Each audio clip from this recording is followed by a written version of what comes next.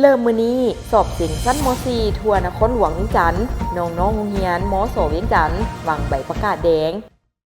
สนับสนุนโดยเป๊ปซี่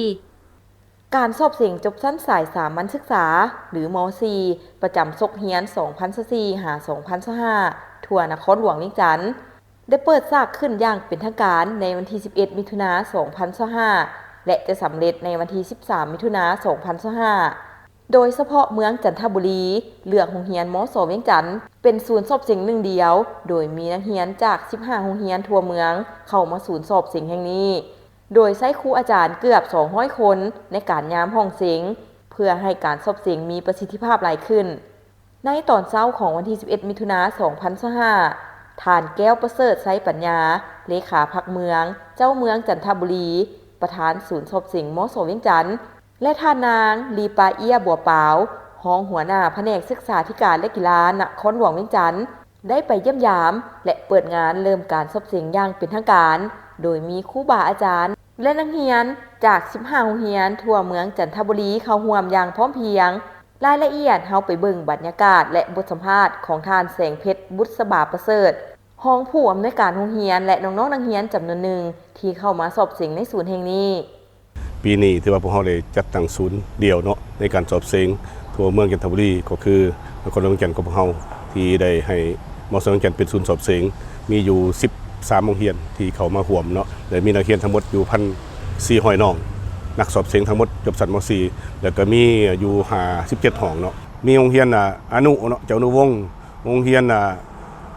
สินไซโรงเรียนสุขสวัสดิ์โรงเรียนจอมคำโรงเรียนสนทจิตโรงเรียนห้องไก่แก้วโรงเรียนเดียวโตแล้วก็โรงเรียนเวียงสวรรค์ที่เขามาร่วมเนาะอยู่ใน10โรงเรียนนี้ถือว่าแล้วก็มสเวียงจันทน์ที่เป็นศูนย์ใหญ่ของพวกเราเนาะที่เขามาร่วมในครั้งนี้เนาะ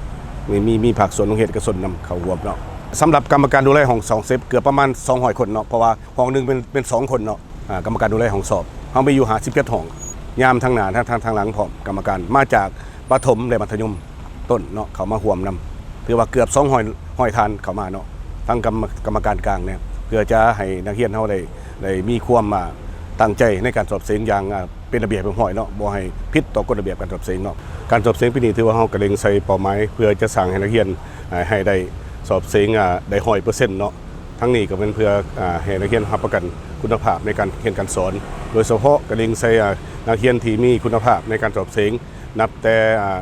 มือสอบเสียงมือทมิตเนาะวันที่7จนถึงวันที่13พวกเราได้กาเกียมทันทีถือว่า 100% เนาะรับประกันความปลอดภัยรอบด้านเนาะโดยเฉพาะเป็นอาคารทันที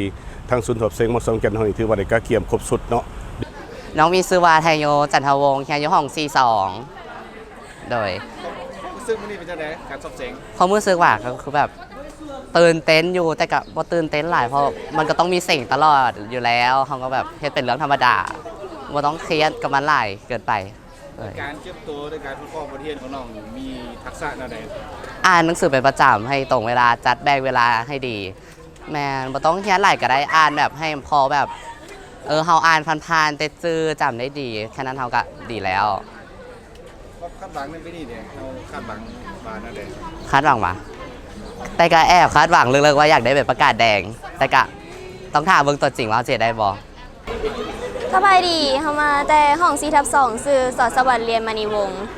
จากโรงเรียนมสเวียงจันทน์ความรู้สึกมื้อนี้เป็นจังได๋ตื่นเต้นหน่อยนึงสบายทักษะในการเรียนของน้องมีการเก็บตัวแนวใดเนี่ยบ่ได้เกี่ยมหยังหลายเพราะว่า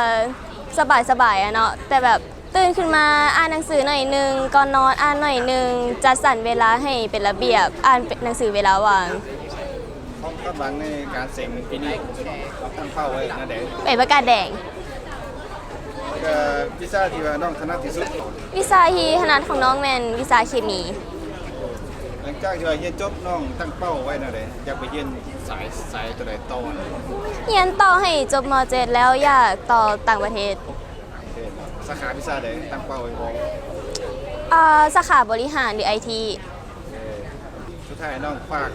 ถึงหมู่เพื่อนที่ว่ากำลังเสียงอยู่ให้ตั้งใจแนวใดแน่บ่ต้องกังวลหยังเฮ็ดโตสบายมันจะผ่านไปได้เฮาเฮ็ดตลอดอยู่แล้ว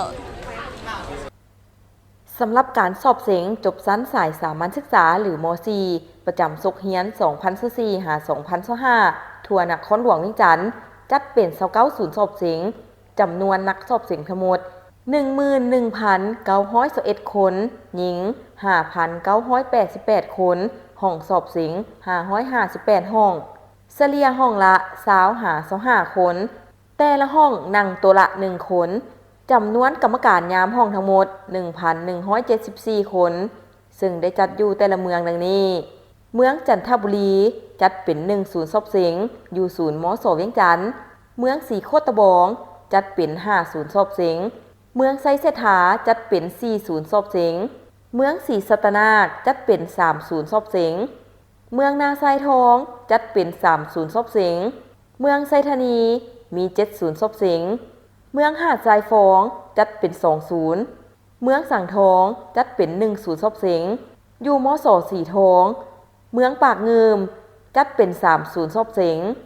ส่วนการสอบเสียงจบชั้นม.7 ในวันที่18หาวันที่20มิถุนายน 2025จัดเป็น2ศูนย์สอบเสียงจำนวนนักสอบเสียงทั้งหมด 9,164 คนหญิง 4,755 คนห้องสอบเสียง446 ห้อง